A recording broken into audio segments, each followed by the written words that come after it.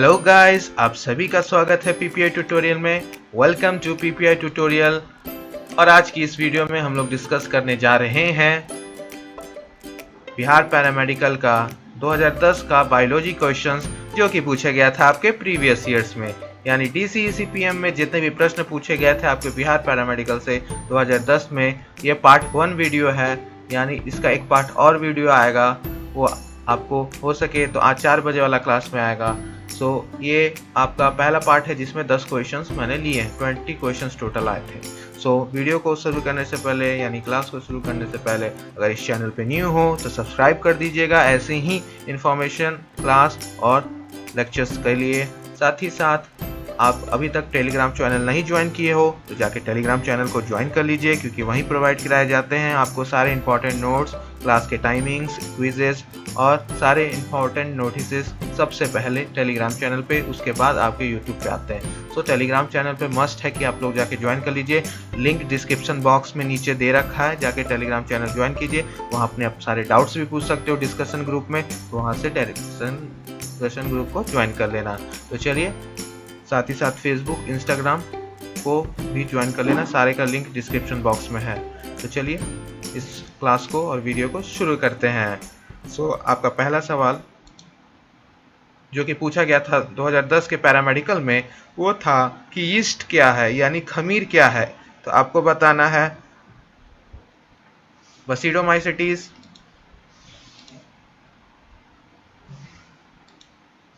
जाइकोमाइसिटीज, fungi या ascomycetes.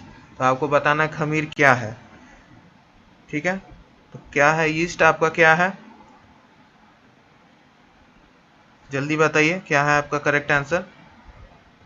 सबका comment box में देख रहा हूं, सबको ही बताएंगे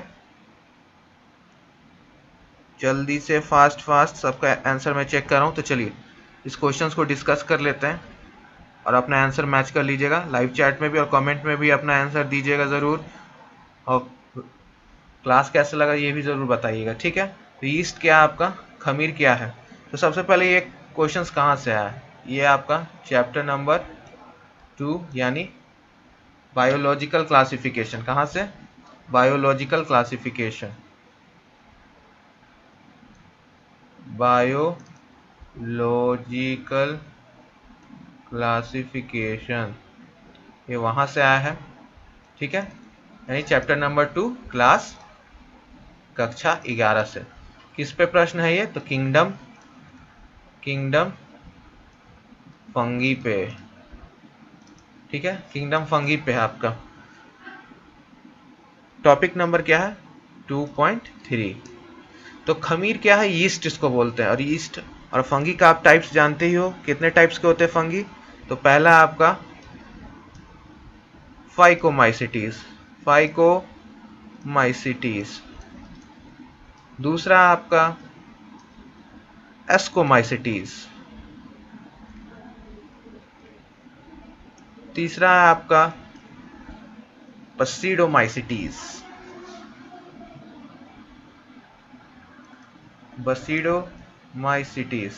और चौथा क्या आपका ड्यूटेरोमाइसिटीज। तो ये आपके 4 टाइप्स के फंगी होते हैं। पहला क्या होता है, फाइकोमाइसिटीज, एस्कोमाइसिटीज, बसीडोमाइसिटीज एंड ड्यूटेरोमाइसिटीज, ठीक है। डी वाले को हम लोग क्या स्पेशल नाम देते हैं, इम्परफेक्ट फंगाई, चाहे फंगी जो भी बोलिए। और बसीडोमाइसिटीज को ब्रैकेट फंगी, इसका अदर नेम है ब्रैकेट फंगी, ठीक है। तो ये था आपका पूरा टाइप्स फंगी का। तो इसमें से आपको चारों दे रखा है, बसीडोमाइसिटीज, जाइकोमाइसिटीज, कवकमूल और आपका एस्कोमाइसिटीज। तो करेक्ट आंसर क्या होगा आपका। सो यीस्ट आपका आता है एस्कोमाइसिटीज में, एस्कोमाइसिटीज यानी डी, एस्कोमाइसिटीज। यीस्ट के साथ साथ इसको और भी आता है पेनिसिलिन यीस्ट, इसका एग्जाम्पल होगा यीस्ट। और जाके एग्जाम्पल बेस्ड हमेशा बोलता हूँ, इस चैप्टर से हमेशा उदाहरण के ऊपर आधारित प्रश्न आते हैं, तो आपको करना है, ठीक है। तो यीस्ट हो गया आपका, एवं पेनिसिलम, ठीक है। ये दोनों आपका एस्कोमाइसिटीज का एग्जाम्पल हो गए हैं, ठीक है। यीस्ट का दूसरा नाम क्या है, यीस्ट का बायोलॉजिकल नेम सैचेरोमाइसिस, क्या नाम है, सैचेरोमाइसिस, ठीक है, सैचेरोमाइसिस। तो ये था आपका डिटेल एक्सप्लेनेशन। आपको अब फाइकोमाइसिटीज का एग्जाम्पल बताना है कुछ। फाइकोमाइसिटीज का एग्जाम्पल बताइए, फाइकोमाइसिटीज का। तो फाइकोमाइसिटीज का हो जाएगा म्यूकर, म्यूकर, ठीक है, म्यूकर हो गया, राइजोपस हो गया, राइजोपस, ये सारा आपका फाइकोमाइसिटीज का हो गया। एस्कोमाइसिटीज का तो हम लोग अदर नेम देख लेते हैं, सैक फंगी भी इसको बोलते हैं, ठीक है, सैक फंगी। और ए वाले को क्या बोलते हैं, एल्गल फंगी।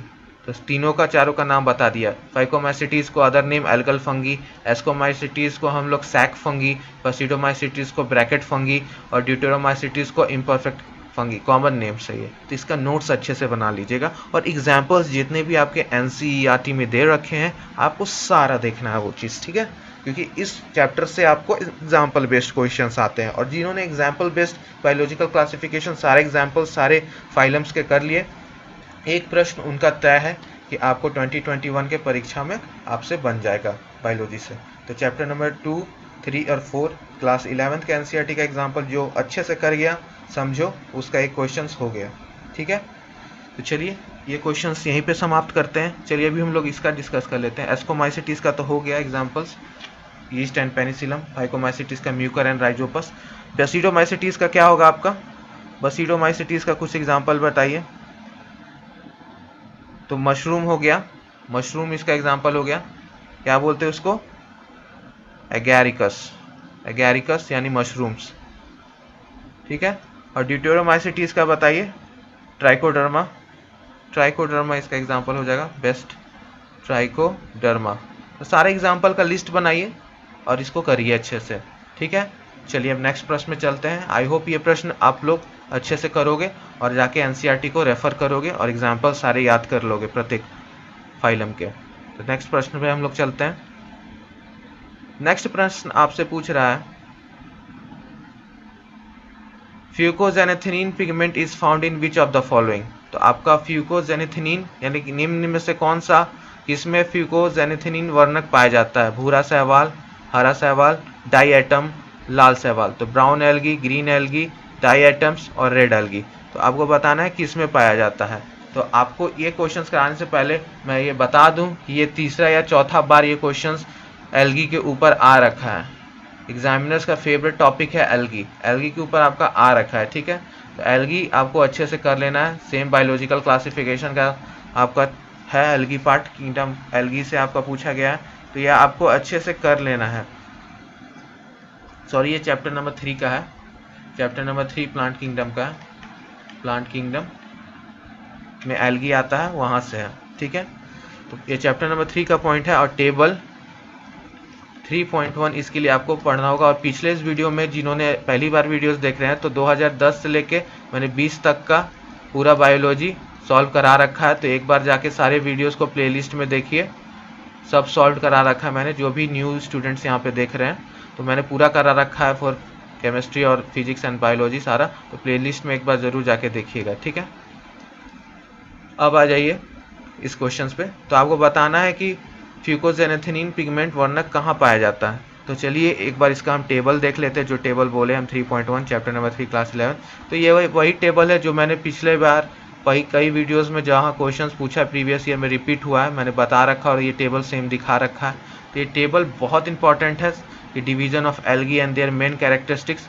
तो सबसे पहले आपका आ जाता है क्लासेस, फिर common name, major pigment, stored food, cell wall, flagellar number और हैबिटेट। तो इसमें सबसे ज़्यादा classes, common name, major pigment, store food, cell wall, ये बहुत ज़्यादा इंपॉर्टेंट है। ये चारों पॉइंट्स बहुत ज़्यादा इंपॉर्टेंट है। डिवीजन, समान नाम, प्रमुख वर्णक, भोजन और कोशिका भित्ति यानी सेल वॉल में क्या प्रेजेंट रहता है।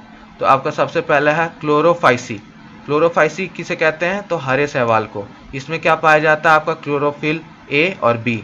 और इसमें स्टोर्ड फूड कैसे हो जाता है, तो स्टार्च के फॉर्म में। और इसके सेल वॉल में यानी कोशिका भित्ति में क्या प्रेजेंट रहता है, सेल्यूलोज।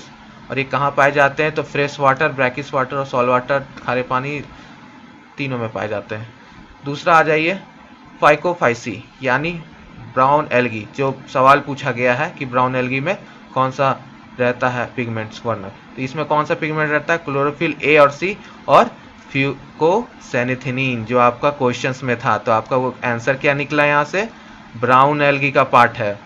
ठीक है, तो ब्राउन एल्गी का पार्ट है फ्यूकोजेनेथिनीन, फ्यूकोजेनेथिनीन। ठीक है, तो ये आपका करेक्ट आंसर हमको मिल गया। आगे चलिए देख लेते हैं, पूरा स्टडी कर लेते हैं टेबल।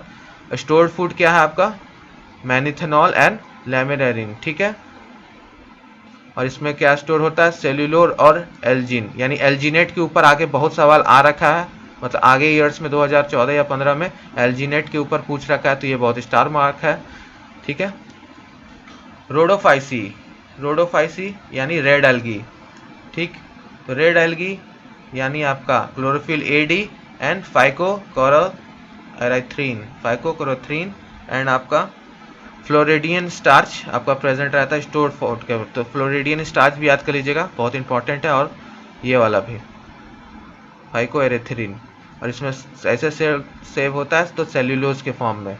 ठीक है, तो इतना पॉइंट, ये जो पहला 5 पॉइंट है बहुत इंपॉर्टेंट है, ये पूरा कर लीजिएगा, क्लोरोफाइसी, फाइकोफाइसी और आपका रोडोफाइसी।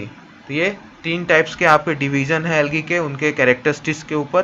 तो इस पे आपको सब कुछ याद करना है, कौन फ्रेश वाटर में रहता है, कौन मैराइन में रहता है, तो ये भी आपको याद करना है ना। आवास भी याद कर लीजिएगा, हैबिटेट भी। तो ये था आपका सेकंड क्वेश्चन। तो इस क्वेश्चन पे बहुत सारा क्वेश्चन बनता है, जैसे फॉर एग्जाम्पल आपका एल्जिनेट के ऊपर आया था कि एल्जिन सेल वॉल किस में पाया जाता है, तो आपको वहाँ पे ऑप्शन दे रखा था क्लोरोफाइसी, फाइकोफाइसी, रोडोफाइसी, प्लांट किंगडम का कुछ एग्जांपल्स वैसे करके आपको पूछा था। फिर आपको पूछा था कि ब्राउन एल्गी में कौन सा पिगमेंट रहता है, क्लोरोफिल ए सी डी ऐसे करके, तो वो हो गया जैसे अभी पूछा है।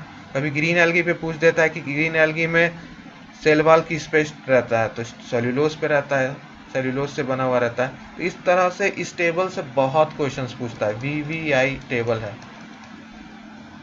ये, हर 2-3 साल पे एक बार इससे क्वेश्चंस आपको दिख जाता है, तो ये बहुत इंपॉर्टेंट है। ठीक है, तो ये था आपका डिटेल एक्सप्लेनेशन क्वेश्चन नंबर 2 का। अब हम लोग क्वेश्चन नंबर 3 पे चलते हैं, और इसी तरह से मैं प्रत्येक क्वेश्चंस को डिटेल में बताऊंगा। क्लास लंबी लग सकती है, लेकिन समझना जरूरी है, क्योंकि प्रीवियस ईयर अच्छे से समझ गए तो हमारा आधा काम यहीं पे हो जाता है फॉर योर पैरामेडिकल एग्जाम। तो हमें अच्छे से इसे करना है, और प्रत्येक का कमेंट्स में देख रहा हूँ लाइव चैट में, और आपको इसका फीडबैक भी देना है क्लास के बाद कमेंट सेक्शन में, ना कि लाइव चैट में। ठीक है, कि आपको क्लास आज की कैसी लगी, और जो भी नए स्टूडेंट्स हैं पहली बार देख रहे हैं उनको भी। ठीक है, चलिए नेक्स्ट क्वेश्चन पे चलते हैं। चलिए तो नेक्स्ट प्रश्न के ऊपर बढ़ते हैं। नेक्स्ट प्रश्न आपसे क्या पूछ रहा है, नेक्स्ट प्रश्न आपसे पूछ रहा है कि which of the following does not form seeds. आप एग्जांपल्स है pine, Dryopteris, eucalyptus and coniferous tree. तो कॉनिफेरस ट्री 4 ऑप्शन दे रखे हैं आपको, ऑप्शंस देख लेते हैं हिंदी में। चीड़, डायोपेटेरिस, यूकेलिप्टस एंड कॉनिफेरस। तो शंकुधुरी वृक्ष। तो आपको बताना है कौन सा करेक्ट ऑप्शन होगा। तो सीड्स नहीं बनाते हैं, डायरेक्ट बोला जा रहा है कि सीड्स बीज नहीं बनाते हैं। तो ये पहले बता देता हूँ कौन चैप्टर से है। चैप्टर्स आपको सीड से डायरेक्ट समझ में आएगा। ये चैप्टर नंबर 3 है, यानी प्लांट किंगडम। ये किस पे है, प्लांट किंगडम पे है, प्लांट किंगडम। थोड़ा सा इसको डिटेल में आज करेंगे, पहले आंसर देख लेते हैं। पाइन, यूकेलिप्टस, कॉनिफेरस ट्रीज, ये सारे एग्जाम्पल हैं आपके एंजियोस्पर्म और जिम्नोस्पर्म्स के। ड्रायोपिथेरिस आपका किस चीज़ का एग्जाम्पल है, तो टेरिडोफाइट्स। किसका एग्जाम्पल है, टेरिडोफाइट्स, टेरिडोफाइट्स का एग्जाम्पल है। ठीक है, टेरिडोफाइट्स यानी ये एक क्लास है। ठीक है, फाइलम है, प्लांट किंगडम का एक क्लास है। सो आपको ये सारे पाइन, यूकेलिप्टस और कॉनिफेरस ट्रीज, ये सारे जिम्नोस्पर्म और एंजियोस्पर्म का है, जो नेकेड सीड और सीड्स प्रोड्यूस करते हैं। ठीक है, आइए डिटेल में पूरा हम लोग देख लेते हैं इस टॉपिक को। तो सबसे पहले आपका टेरिडोफाइट्स क्या होते हैं, टेरिडोफाइट्स क्या होते हैं, टेरिडोफाइट्स टेरिडोफाइट्स आपके स्पोरोफाइटिक प्लांट्स होते हैं, स्पोर्स, जो स्पोर्स प्रोड्यूस करते हैं, स्पोर के माध्यम से अपना बढ़ते हैं, रिप्रोडक्शन, एसेक्सुअल रिप्रोडक्शन करते हैं, ठीक है, तो उसको हम लोग स्पोरोफाइट्स बोलते हैं। एग्जाम्पल्स में सेलेंजेना, इक्वेस्टेम, फॉन, सेल्विनिया, ये सारा आपका एग्जाम्पल हो गया टेरिडोफाइट्स का। तो आप जाके बुक देखोगे तो वहाँ पे आपको सारा कुछ दिखेगा। तो स्पोरोफिटिक प्लांट्स है ये लोग। मेन आ जाते हैं जिम्नोस्पर्म और एंजियोस्पर्म पे। जिम्नोस्पर्म और एंजियोस्पर्म क्योंकि मेन टॉपिक है। तो जिम्नोस्पर्म क्या है? जिम्नोस्पर्म्स डायरेक्ट इसके बगल में लिख लीजिएगा नोट्स में, नेकेड सीड्स। नेकेड सीड्स जिसका रहता है उसको हम लोग जिम्नोस्पर्म बोलते हैं।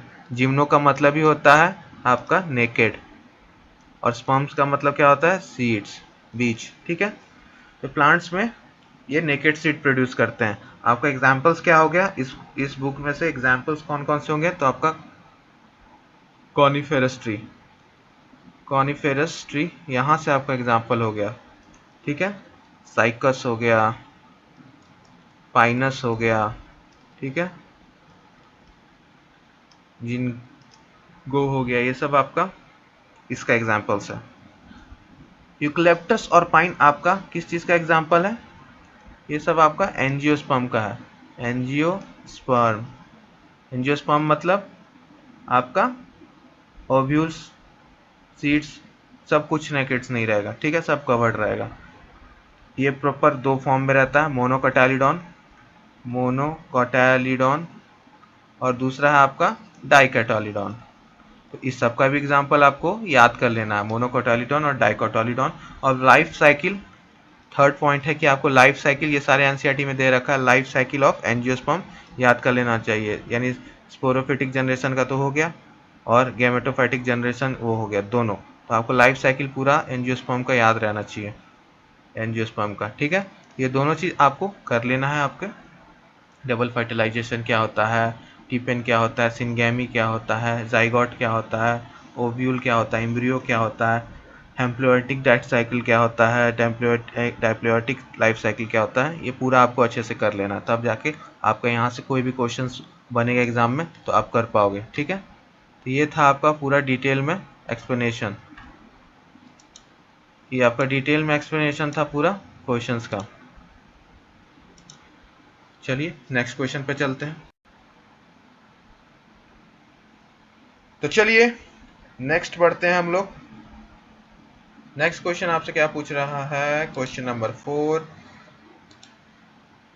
Fungi is producer, secondary consumer, decomposer और प्राइमरी कंज्यूमर्स। तो आपको बताना है कि फंगी क्या है, कवक क्या है, उत्पादक है, द्वितीयक उपभोक्ता है, अपघटक है, डिकम्पोजर्स है, प्राथमिक उपभोक्ता है। तो आपको बताना है कि इसमें से कौन सा सही आंसर होगा। तो ये भी आपका क्वेश्चंस देख रहे हो कहाँ से है? Biological classifications. और मैं बोल बोल के थक चुका हूँ कि बायोलॉजिकल क्लासिफिकेशन आपका इम्पॉर्टेंट है, ठीक है। तो इम्पॉर्टेंट है आपका चैप्टर नंबर 2, अच्छे से कर लीजिएगा। सो कवक क्या है? तो सबसे पहले फंगी क्या होते हैं उससे पहले देख लेते हैं primary consumers, secondary consumers, producers क्या होते हैं। तो जो प्राइमरी कंज्यूमर्स होते हैं उसको हम लोग क्या बोलते हैं दूसरी भाषा में? प्राथमिक उपभोक्ता जो होते हैं उसको हम लोग क्या बोलते हैं? प्राइमरी कंज्यूमर्स को हम लोग हर्बीवोरस भी बोलते हैं। हर्बीवोरस जो सिर्फ प्लांट्स और प्लांट्स पार्ट पे जीते हैं खा के। आपका सेकेंडरी कंज्यूमर्स क्या हो गया? जो प्लांट्स के ऊपर यानी प्राइमरी कंज्यूमर्स के ऊपर डिपेंडेंट होते हैं, ठीक है, उसको हम लोग सेकेंडरी कंज्यूमर्स बोलते हैं। प्रोड्यूसर जो ग्रीन प्लांट्स हैं उनको बोलते हैं, और डिकम्पोजर्स यानी फंगीस। फंगी एक डिकम्पोजर का एग्जाम्पल है कि अंत में आपका वेस्ट मटेरियल जितना भी होता है, डेड प्लांट्स और डेड एनिमल्स, उसको डिकम्पोज करता है। डेड प्लांट्स और डेड एनिमल्स, डेड एनिमल, तो वो इसको डिकम्पोज करता है। आइए इसका आंसर क्या हुआ था देख लेते हैं। ऑप्शन नंबर सी, अपघटक। कवक क्या है? अपघटक है, क्योंकि ये डिकम्पोज करता है और ये डेड प्लांट्स और डेड एनिमल्स पे ही ग्रो करता है। तो ये था इसका पूरा डिटेल एक्सप्लेनेशन। अब थोड़ा सा फंगी देख लेते हैं। फंगी टॉपिक पे आया है तो फंगी थोड़ा अच्छे से देख लेते हैं। तो फंगी देख लेते हैं हम लोग।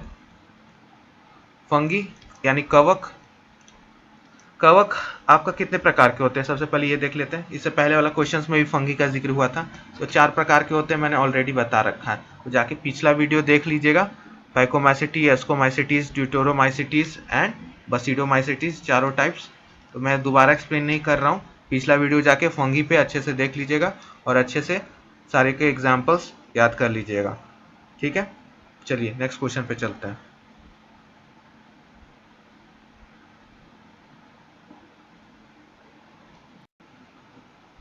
तो चलिए नेक्स्ट क्वेश्चन पे चलते हैं। क्वेश्चन नंबर 5,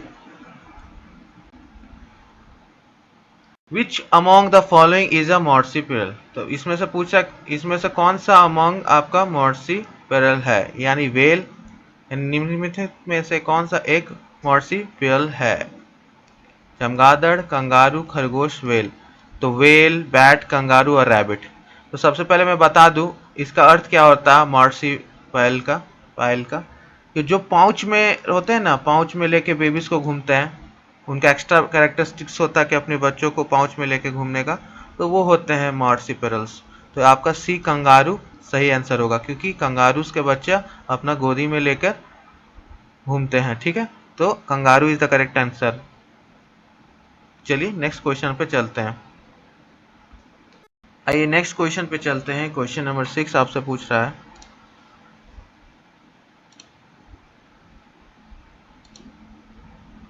क्वेश्चन 6 आपसे पूछ रहा है, when you climb up the stairs your heart beat increases, this is an example of. किस चीज़ का, short term adaptation, long term adaptation, evolution, stability, isotherm भी बोल सकते हैं यहाँ पे, समस्थिरता का। जब तुम सीढ़ी से ऊपर चढ़ते हो तो तुम्हारी हृदय की धड़कन बढ़ जाती है, ये इसका उदाहरण है। अकाल्पनिक अनुकूल, दीर्घकालीन अनुकूलन, उद्र विकास यानी रिवोल्यूशन, या समय स्थिरता। आपको बताना है समय स्थिरता में से कौन सा आपका करेक्ट होगा। सो इसका ऑप्शन नंबर डी करेक्ट होगा, स्टेबिलिटी यानी आइसोथर्म। यानी जब आप चढ़ते हो सीढ़ी पे तो आपका हार्ट बीट बढ़ जाता है, क्योंकि आप फिजिकल एक्सरसाइज करते हो। तो एक्सरसाइज करने वजह से आपका ऑक्सीजन का डिमांड बढ़ जाता है, तो आपका बॉडी टेम्परेचर बढ़ जाता है एक्सरसाइज करने से। तो उसको ठीक करने के लिए, स्टेबिलिटी लाने के लिए आपका हार्ट बीट बढ़ जाता है, ऑक्सीजन पंप ज़्यादा होने लगता है मसल्स के लिए, क्योंकि ऑक्सीजन पहुंचाना रहता है, क्योंकि चढ़ने से आपका हार्ट बीट बढ़ जाता है, तो उसके वजह से आपका रिस्पिरेशन भी बढ़ जाता है। तो हार्ट बीट का यही कारण है कि आपको मसल्स तक, बॉडी के हर पार्ट तक ऑक्सीजन पहुंचाना, उसके वजह से आपका हार्ट बीट और ब्लड पंप करता है आपका हार्ट। तो स्टेबिलिटी के कारण, स्टेबिलिटी लाने के लिए आपका ये होता है, ठीक है, साम्य स्थिरता लाने के लिए। तो ये था आपका क्वेश्चन नंबर 6। तो चलिए नेक्स्ट क्वेश्चन पे चलते हैं। नेक्स्ट क्वेश्चन आपसे पूछ रहा है, which process can be done by the viruses inside a host cell. तो आपका है अनुलेखन, प्रोटीन संश्लेषण, ए और बी दोनों, डीएनए पुनरुत्पादकता यानी डीएनए रेप्लिकेशन, ठीक है। तो transcription, protein synthesis, both A and B and DNA replication. तो सबसे पहले वायरसेस हमेशा यूज करते हैं आपका होस्ट सेल को अपना रेप्लिकेशन के लिए, ये सही बात है, क्योंकि ये खुद नहीं हो सकते रिप्रोड्यूस, तो इनको होस्ट सेल चाहिए जिसके ऊपर ये जाकर अपना प्रोडक्शंस कर सकते हैं, रेप्लिकेशंस कर सकते हैं। तो सबसे पहले हम लोग देख लेते हैं कि क्या ट्रांसक्रिप्शन करते हैं। तो सबसे पहले हम देख लेते हैं ट्रांसक्रिप्शन होता है, तो यस होता है ट्रांसक्रिप्शन। वो कैसे होता है, तो जब भी आरएनए वाला वायरसेस होता है, जो आरएनए कंटेनिंग वायरसेस होता है, वो इन्फेक्ट करता है आपका, जाता है होस्ट सेल में, और होस्ट सेल का मैसेंजर आरएनए के थ्रू आपका देता है ट्रांसलेशनल का यानी प्रोटीन सिंथेसिस का। तो साथ साथ ट्रांसलेशन भी होता है, ट्रांसलेशंस भी होता है, और आपका ट्रांसक्रिप्शंस भी होता है, तो जिसके वजह से आपका बनता है आपका। और उसके बाद हम लोग देख लेते हैं प्रोटीन सिंथेसिस। तो प्रोटीन सिंथेसिस भी आपका ट्रांसलेशन और ट्रांसक्रिप्शन दोनों होता है। तो प्रोटीन सिंथेसिस भी होता है, लेकिन दोनों होस्ट सेल का मदद से होता है, विदाउट होस्ट सेल आपका नहीं हो सकता है, ठीक है। और डीएनए रेप्लिकेशन तो ये खुद कर सकता है अपने पे। तो आपका ये बी आपका करेक्ट आंसर हो गया, यानी सी आपका करेक्ट आंसर है, सी करेक्ट आंसर है। और अच्छे से वायरसेस उसको एक बार पढ़ लीजिएगा, आप जानते हो कि इस चैप्टर से ये भी क्वेश्चन आपका बायोलॉजिकल क्लासिफिकेशन से है। तो पहले 2010 में सब लगता है कि एग्जामिनर्स को यही चैप्टर पसंद था और इसी से 5-4 सवाल इसी से पूछ देते थे, तो अभी भी एक दो सवाल इससे पूछा जाता है, 2020 में भी पूछा था। तो आपको ये करना है वायरसेस अच्छे से। और वायरसेस का अच्छा सा हो गया, बैक्टीरियोफेजेस हो गया, टीएमवी हो गया, टोबैको मोसैक वायरस, टीएमवी और बैक्टीरियोफेजेस ये दोनों अच्छे से कर लीजिएगा। वायरॉइड्स अच्छे से कर लीजिएगा, लाइकेंस और फाइकोबोएंट्स और माइक्रोबोएंट्स क्या होते हैं ये दोनों अच्छे से कर लीजिएगा। सिम्बायोटिक रिलेशनशिप ये सब सब सब अच्छे से कर लीजिएगा। सल्फर इंडिकेटर्स कौन होते हैं ये भी बता दीजिएगा, सल्फर इंडिकेटर्स कौन से होते हैं, ठीक है। लाइकेंस आपके सल्फर इंडिकेटर्स होते हैं, ये भी कर लीजिएगा। एरिया में बता देते हैं कि सल्फर का मात्रा ज़्यादा कि नहीं, तो इसको पोल्यूशन इंडिकेटर्स के जैसा हम लोग यूज़ करते हैं, लाइकेंस, वायरॉइड्स, ठीक है, और वायरसेस। लास्ट टॉपिक जो है आपका चैप्टर नंबर 2 का 2.6 ये अच्छे से कर लीजिएगा एक बार, ठीक है। नेक्स्ट क्वेश्चन पे चलते हैं। तो चलिए नेक्स्ट क्वेश्चन पे चलते हैं। नेक्स्ट क्वेश्चन आपसे क्या पूछ रहा है, नेक्स्ट क्वेश्चन पे चलते हैं हम लोग। नेक्स्ट क्वेश्चन देखेंगे क्या पूछ रहा है आपसे। नेक्स्ट क्वेश्चन आपसे पूछ रहा है कि निम्न में से कौन सा एक जबड़ावहीन के शुरू की है। जॉलिस पूछ रहा है आपसे, विच of the following is a जॉलिस vertebrate.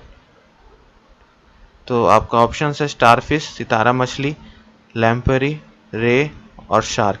तो इसका करेक्ट आंसर होगा आपका लैम्परे, ठीक है। लैम्परे क्या है, आपको क्लास साइक्लोस्टोमाटा यानी आपका फीसेस का सुपर क्लास में आता है, जो आपका लैक्स करता है, सॉरी सुपर क्लास में आता है, सॉरी आपका लैक्स जॉ में आता है, सुपर क्लास में नहीं, लैक्स जॉज में आता है आपका। इसको हम लोग दूसरा नाम से ही बताते हैं, क्या है उसका, पेट्रोमायाजोन, पेट्रोमायाजोन। तो आपका ये करेक्ट आंसर हो जाएगा बी, ठीक है। करेक्ट आंसर आपका हो जाएगा B, B is your correct answer. और साथ ही साथ आपका क्वेश्चन नंबर 8 जो है जॉलिस वर्टिब्रेट्स, वो हम लोग को देख लिए हम यहाँ पे। और साथ ही साथ आपको बताना होगा कि स्टारफिश कहाँ का है, कौन से फाइलम का है, रे कहाँ का है, सार्क कहाँ का है। तो सार्क सब आपका पीसेस में आता है, स्टारफिश आपका कहाँ आता है आपको बताना है, ठीक है। स्टारफिश कहाँ आता है आपको ये बताना है।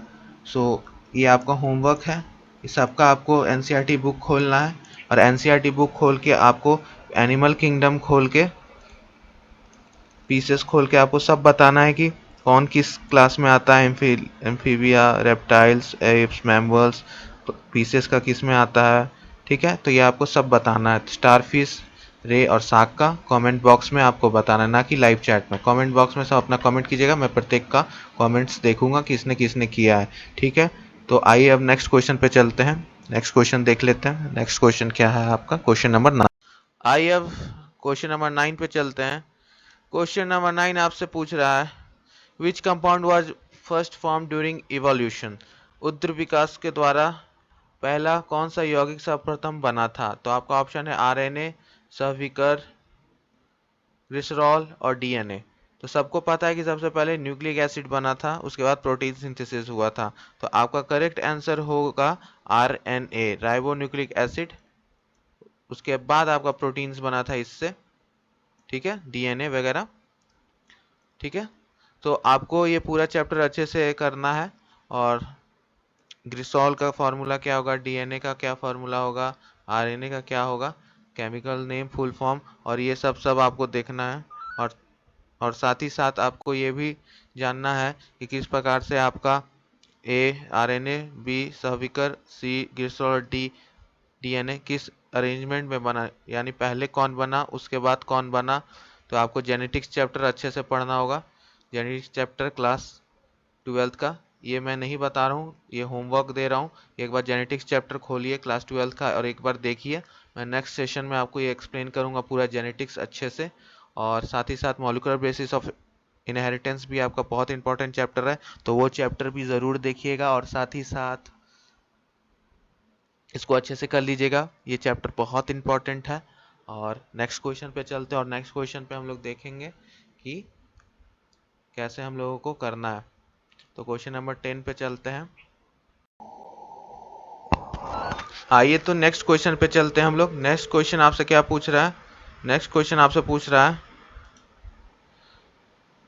कि the total length of the body vessels in our body is about. तो आपको बताना है कि हमारे शरीर में रक्त वाहिनियों की कुल लंबाई कितनी है, ब्लड वेसल्स की कितनी लेंथ है। तो आपका सही उत्तर क्या होगा, ए 96,000 किलोमीटर्स। कि जब हम लोग अपना आर्टरीज, आइए आंसर देख लेते हैं, जब हम लोग अपना आर्टरीज, वेन्स और कैपिलरीज जितने भी है सबको, कैपिलरीज है जितने को भी हम लोग एंड टू एंड जोड़ दें, एंड टू एंड मतलब एक लाइन में जोड़ दें इस प्रकार से, तो आपका लगभग 16,000 माइल्स हो जाता है, यानी 1 लाख किलोमीटर के आसपास। एक वर्ड भी घट भी सकता है, डिफरेंट करता है, एवरेज लेके चल रहे हैं, एवरेज औसतन, तो वो जो कि आपका 96,000 के आसपास है। तो आपका करेक्ट आंसर ए हो जाएगा। तो इस तरह से हमने 2010 का पार्ट 1 वीडियो कर लिया आज। फिर पार्ट 2 भी आपका आएगा जल्दी, हो सकता है आज ही 4 बजे वाला क्लास में आ जाए एक और वीडियो 210 के ऊपर, यानी 2010 और 2011 में 4 वीडियो हो गए टोटल आपके। तो जाके प्रीवियस ईयर का देख लीजिएगा। और जो नए बच्चे हो तो 2010 से 20 तक पूरा PMD का प्लेलिस्ट बना रखा है, पूरा जाके देखिए, पूरा फिजिक्स, केमिस्ट्री, बायोलॉजी, और अच्छे से कीजिए। और डिटेल में मैंने हर ईयर को अच्छे से एक्सप्लेन किया है, तो अच्छे से देखिए। अपना कमेंट्स ज़रूर दीजिएगा कि आपको कैसा लगा। और PPI ट्यूटोरियल पे बने रहिए और चैनल को ज़रूर सपोर्ट कीजिए, शेयर कीजिए। आपका शेयर बहुत इंपॉर्टेंट है और सपोर्ट बहुत इंपॉर्टेंट है हमारे लिए। और कमेंट्स ज़रूर कीजिएगा, लाइक करना ना भूलिएगा अगर अच्छा लगा वीडियो तो। और इसी तरह पढ़ते रहिए और कीप स्टडिंग। और इस वीडियो में अंत तक बने रहने के लिए धन्यवाद। क्लास कैसी लगी कमेंट करके ज़रूर बताइएगा। चलिए अब नेक्स्ट क्लास में मिलते हैं, तब तक के लिए bye bye and take care and keep studying.